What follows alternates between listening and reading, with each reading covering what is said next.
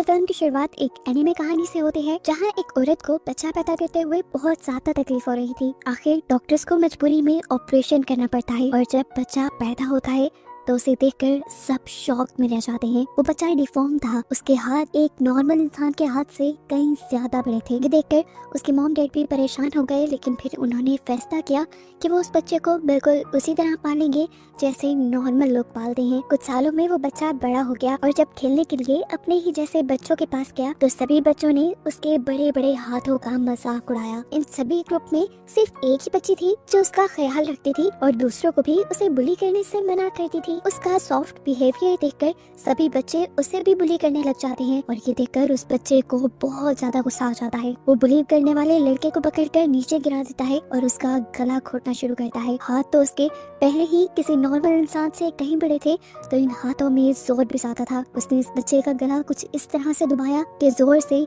उस बच्चे की आंखें ही पॉप होकर बाहर निकल गई और तभी से इस बच्चे का नाम पॉपाइज बन गया। उसके मॉम डैड को जब पता चला कि पॉपाइज ने ये किया है तो उन्होंने उसे बेसमेंट में बंद कर दिया, जहाँ एक दूसरे दरवाजे से उसे मिली एक दोस्त जो कौन थी, कहाँ से आई थी, पॉपाइज नहीं जानता था। लेकिन ये दोनों एक दूसरे से बातें करने लगे लेटर्स के जरिए और इनके दरमियान दोस्ती गहरी हो गई। खैर पता चला कि पॉपाइज के एक बच्चे को मारने की खबर अब पूरे टाउन में फैल चुकी थी। टाउन वाले लोग बहुत ज्यादा गुस्सा हो गए और उन्होंने फैसला किया कि वो पॉपाइज का घर ही जला देंगे। उनका घर जलने की वजह से पॉपाई के मॉम डैड की वहीं पर मौत हो गई। पॉपाई ने अपने बेस्ट फ्रेंड वाली दोस्त से पूछा कि उसे अब क्या करना चाहिए, तो उसने कहा कि तुम अपनी जान बचाकर यहाँ से भाग जाओ, मैं यहाँ पर सेफ रहूंगी। उसकी बात मानते हुए पॉपाई घर से बाहर निकल आया और उसे देखते ही लोग उसके पीछे पड़ गए। पॉपाई भागते हुए एक लेक तक चला गया और जब लोग यहाँ पर पहुंचे तो उन्होंने देखा कि पॉपाई नदी में डूब चुका था। वजन ज्यादा होने की वजह से वो तैर नहीं पाया और नीचे गिरता चला गया और यहाँ सब लोगों को लगा कि पॉपाई मर चुका है और किसी ने भी उसकी लाश को निकालने तक की कोशिश नहीं की और सब यहाँ से चले गए। खैर अब 15 साल का वक्त इस कहानी में गुजर जाता है और ओरिजिनल मूवी स्टार्ट हो जाती है। हम 3 यूट्यूबर्स को देखते हैं जो पॉपाइज के घर के पास ही अपनी हॉन्टिंग वीडियो शूट करने के लिए आए हुए थे। ये लोग वीडियो बनाना शुरू करते हैं तो यूट्यूबर बताती है कि पॉपाइज के मरने के 15 साल बाद कई लोगों ने क्लेम किया है कि उन्हें जिंदा पॉपाइज यहाँ पर दिखा है। उसे एक बार नहीं कई बार यहाँ देखा गया है और माना जाता है कि वो हर बार फॉग में ही आता है और फॉग में ही चला जाता है। ये रिकॉर्डिंग करते हुए अचानक से कैमरामैन रिकॉर्डिंग बंद कर देती है क्योंकि उसने वीडियो में देखा था कि पीछे से कोई खड़ा हुआ इन तीनों को घूर रहा था। वो घबरा गई थी लेकिन उसके दोनों साथी उसकी बात नहीं मानते। अब वो लड़का इनसे कहता है अब हम पॉपाई के घर के अंदर जाएंगे और उसके पूरे घर को रिकॉर्ड करते हुए उसकी कहानी बताएंगे। कैमरामैन अंदर जाने से मना कर देती है क्योंकि उससे तो बहुत डर लग रहा था। कि बात मानते हुए ये दोनों अंदर चले गए, ये कहते हुए कि अगर तुम्हें बाहर कोई भी गड़बड़ लगे तो तुम हमें आवाज दे देना। अंदर जाकर इन्होंने कैमरा ऑन करके रख दिया रिकॉर्डिंग के लिए और ये दोनों आपस में ही मसरूफ हो जाते हैं। बाहर इनकी कैमरा वुमन भी खड़ी थी जिससे जब अपने करीब से डरावनी आवाजें आती हैं तो वो इन्हें रिकॉर्ड करने लग जाती है और इन आवाजों में किसी के चलने की आवाजें भी थी। ये पॉपाई ही था जो एकदम से पीछे से उसके ऊपर वार कर देता है जिससे इस लड़की को ज्यादा नुकसान नहीं होता। वो नीचे की तरफ गिर जाती है और जब अपनी आंखों से पॉपाइज को देखती है तो उसका डर से हाल बुरा हो जाता है। यहाँ पर पॉपाइज अपना पाँव उस लड़की के सर पे रख देता है जिससे लड़की का सर क्रैश होकर उसकी वहीं पर मौत हो जाती है।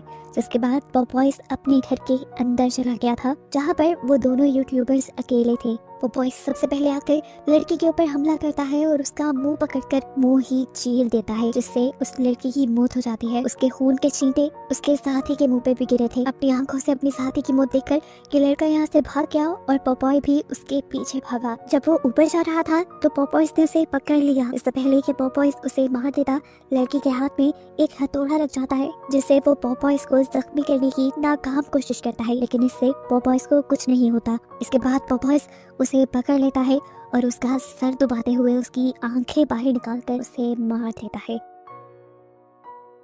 इसी घर के बेसमेंट के गेट से तभी एक नोट निकलता है जिसमें लिखा था वेलकम बैक। यानी पॉपाइज की वो दोस्त जो बेसमेंट के इस दरवाजे के पीछे रहती थी वो भी आज तक जिंदा थी। अब सीन कट होकर हमें तारा नाम की एक लड़की को दिखाया जाता है जो आज बहुत ही ज्यादा एक्साइटेड थी क्योंकि पॉपाइज का घर अब उसकी मॉम के नाम हो गया था। पहले वो घर इनकी हिस्ट्री टीचर के नाम था लेकिन न जाने जल्द ही कैसे उनकी मौत हो गई और अब ये घर तारा की मॉम के नाम हो गया था।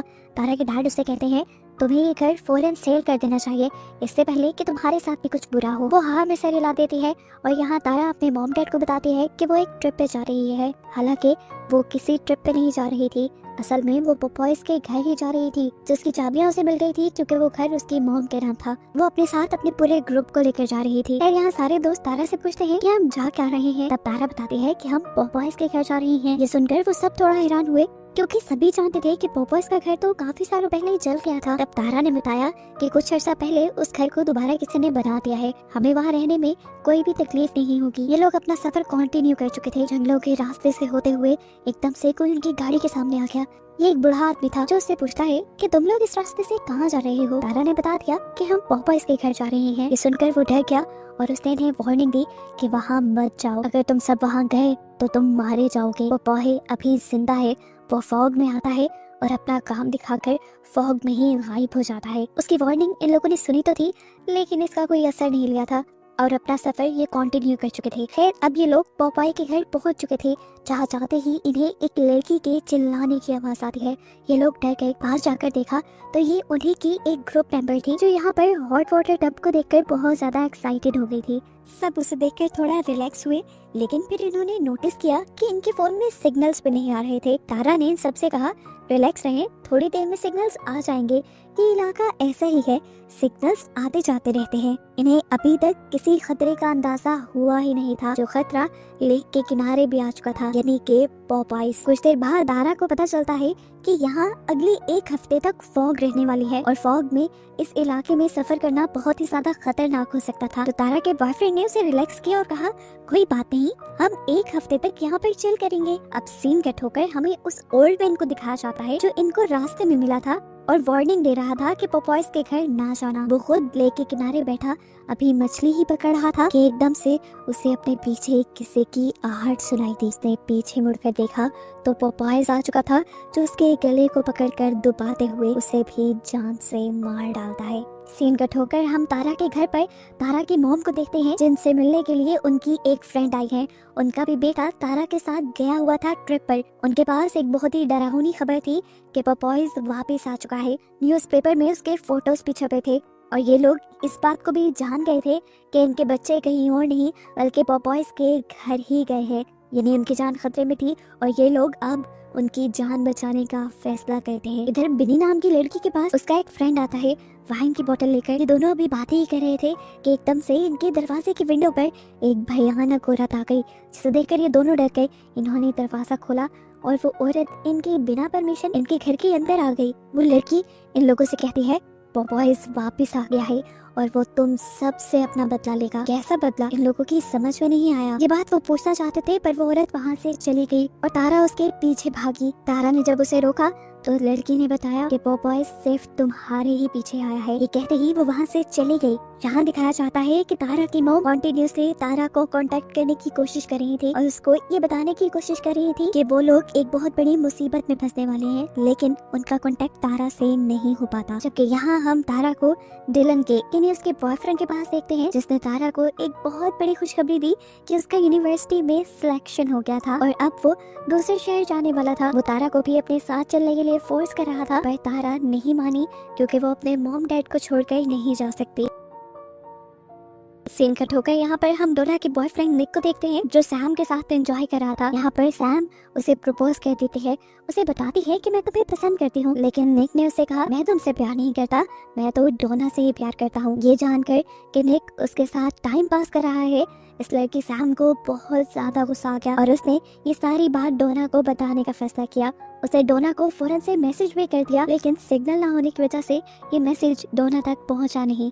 ये मैसेज करके अभी वो बैठी हुई थी कि एकदम से उसके पीछे पोपॉय आ गया। पोपॉय ने उसे पानी में चिल करता देखा तो पानी में ही डुबाकर उसका गला दबाकर उसे मार डाला। यहीं पर पोपॉयज के पास वो अजीब डरावनी लड़की आ जाती है जो पहले तारा और से मिल चुकी है।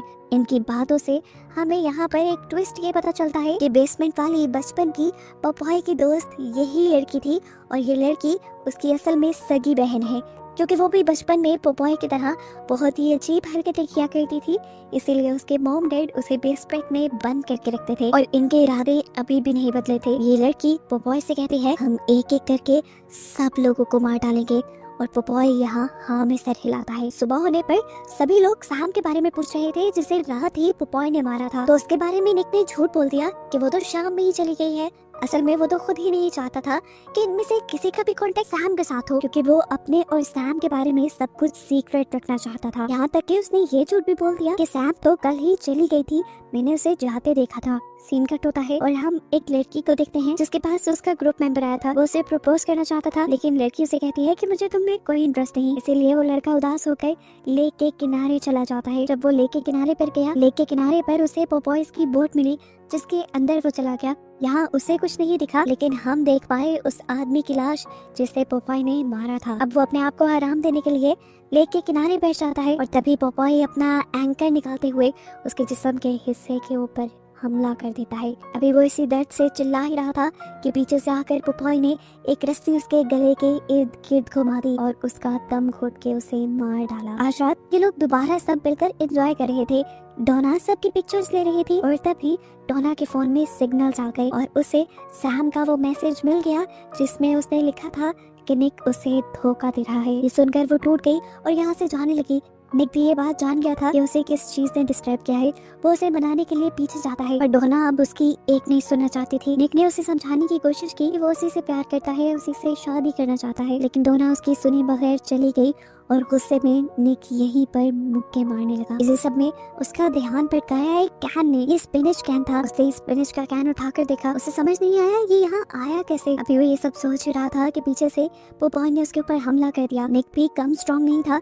उसने पोपॉय से लेने की कोशिश की, लेकिन पोपॉय के हाथ उससे कहीं ज्यादा स्ट्रॉन्ग थे। पोपॉय ने उसकी सारी कोशिशों को नाकाम बना दिया और उसके बाद उसका मुंह एक टूटी हुई लकड़ी में धंसा कर उसे भी मार डाला। अब डोना जो निक से दूर गई थी उसे भी एहसास हुआ कि उसे निक पर इतना ज्यादा गुस्सा नहीं करना चाहिए था। वो उससे माफी मांगने के लिए जब वापस आई तो वहाँ पर मौजूद उसे निक की लाश दिखी, जिसे देखते ही वो टूट गई। एकदम से विंडो पे एक भयानक चेहरा आया, उसी क्रीपी लेडी का, इन्हीं पोपॉय के बहन का, जिसे देखकर वो एकदम से साइड पे हो गई। उसे यहाँ से भागना चाहिए था, पर वो वहाँ पे खड़ी थी। वो तब तक खड़ी रही जब तक पोपॉय उसे मारने के लिए सामने नहीं आ गया। उसे देखते ही अब वो भागी। जंगल में पहुँचते ही उसने जोर से चीख मारी और उसके दोस्त ये चीख सुनकर चौंक गए। तारा और उसके साथियों ने डोना को ढूंढने का फैसला किया। यहाँ दिखाया जाता है कि डोना भागते हुए एक जाल के अंदर आ गई, जबकि दूसरी तरफ तारा, उसका फ्रेंड डिलन और उनकी तीसरी साथी, वो तीनों मिलकर डोना को ही ढूंढ रहे थे। ये सब करते हुए तारा को एक पिक्चर मिली जो उनकी पुरानी क्लास की थी। इसमें उसकी मॉम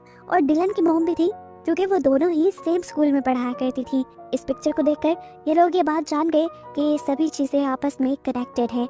अभी ये लोग ये बातें कर ही रहे थे कि इन्हें दोबारा अपनी साथी यानी डोना की चिल्लाने की आवाज आई और इन्होंने देखा कि पोपॉय ने डोना को एक जाल में बांधा हुआ था और एक थ्रेशर कटर से उसको काट डाला। ये सब अपनी आंखों से देखकर ये लोग चौंक गए। कैथी तो बहुत ज्यादा घबरा गई। यहाँ तक कि जब ये लोग बचकर भागने की कोशिश कर रहे थे तो कैथी गिर गई। इससे पहले कि पोपॉय उसके पास आता, इनके पास कोई गाड़ी आकर रुकती है जिसके अंदर तारा के मॉम, डैड और डिलन की मॉम थी, जो अपने बच्चों को यहाँ बचाने आए थे। इन तीनों को यहाँ देखते ही पोपॉय जैसे गुस्से से पागल हो गया।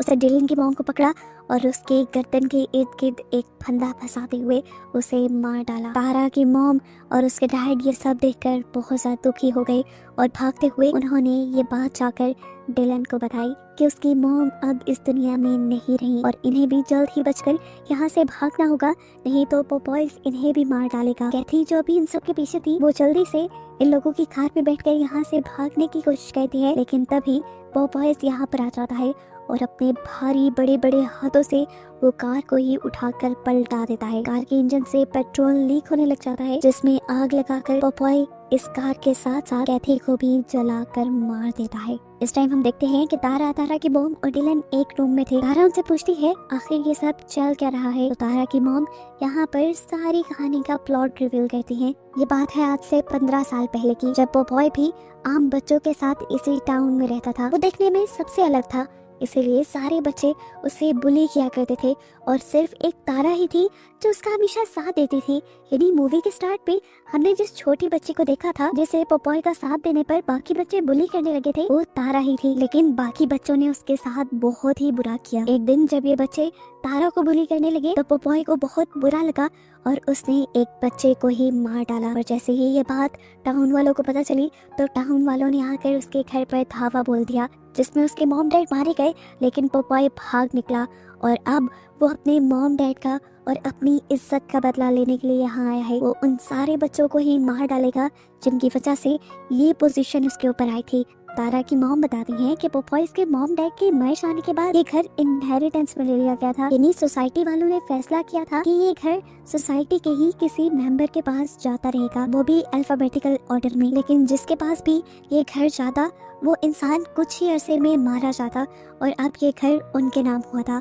इसीलिए तो वो इस घर को जल्दी बेचना चाहते थे। इसीलिए वो चाहती थी कि तारा हमेशा इस घर से दूर रहे ताकि उसकी जान सेफ रहे। अभी ये लोग बात ही कर रहे थे कि बाहर दोबारा पोपॉय की बहन आ गई, जिसने आते ही तारा के डैड के ऊपर हमला करके उन्हें मार डाला। उसके हाथ में एक चाकू था जिससे उसने तारा के डैड को स्टैब किया था और अब वो दरवाजा तोड़ के अंदर आ गई। तारा के सामने खड़े होकर उसने तारा से कहा कि पोपॉय सिर्फ तुम्हें पसंद करता है और तुम्हारे अलावा वो सबको मार डालेगा। ये कहते ही उसने अब तारा की मोम के ऊपर अपनी चाकू से स्टैब करके हमला कर दिया। तारा की मोम जख्मी हो गई। ये देखकर तारा को भी गुस्सा आया और उसने पास पड़ा कैरोसिन ऑयल उसके ऊपर छिड़क दिया। वो लड़की चिल्लाने लगी और ये लोग मौका देखकर यहाँ से भाग गई। गुस्से में ये औरत अब उनके पीछे भागी थी और उसने तारा को पकड़ भी लिया। वो तारा के ऊपर आ गई। इससे पहले कि वो तारा को स्टैब करके मार देती, पीछे से डिलन वहाँ पर आग लगा देता है। केरोसिन ऑयल उसके ऊपर पहले ही डला हुआ था। आग तेजी से भड़क गई और वो लड़की मारी गई। पोपॉय जब तक यहाँ पर आया उसकी बहन मर चुकी थी। ये देखकर वो गम और गुस्से से पागल हो गया। उसके सामने इस टाइम तारा की मॉम थी। उसे लगा कि इसी ने उसकी बहन के साथ ये सब किया है, इसीलिए उसने पीछे से पकड़कर उसकी मॉम का गला दबाते हुए उसे मार दिया। और तारा ने जब ये सब देखा तो वो टूट गई। पोपॉय ने अब डिलन के ऊपर भी हमला कर दिया था। वो डिलन को इससे पहले कि मार देता, तारा ने होशियारी दिखाई और एक ट्रक के ऊपर चढ़कर उसे चलाते हुए उसने पोपॉय के ऊपर चढ़ा दिया, जिससे पोपॉय मर गया और ये दोनों बच गए। इतने सारे लोगों में सिर्फ ये 2 लोग ही बचे थे। अब तक सुबह भी हो चुकी थी। ये लोग टाउन से बाहर जाने की प्लानिंग ही कर रहे थे, लेकिन उससे पहले ही पोपॉय दोबारा से आ गया और उसने अब तारा को पकड़ लिया। और बस यही दिखाते हुए ये कहानी यहाँ खत्म हो गई।